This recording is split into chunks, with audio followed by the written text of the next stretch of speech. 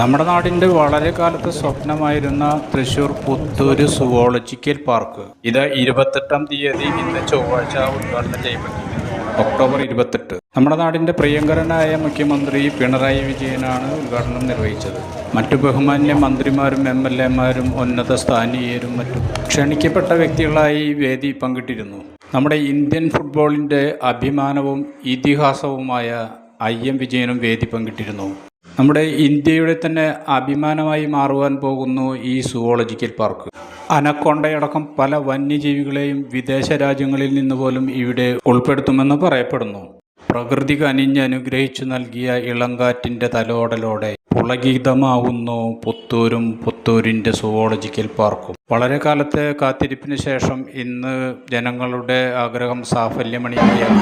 ഇതാ ജനങ്ങൾക്കായി തുറന്നു തരുന്നു സുവോളജിക്കൽ പാർക്ക് പുത്തൂർ. നടന്ന് ദാഹിച്ചു വന്നവർക്ക് മധുരവും നൽകി എല്ലാവരെയും ആകർഷിച്ചിരുന്നു ഇവിടെ.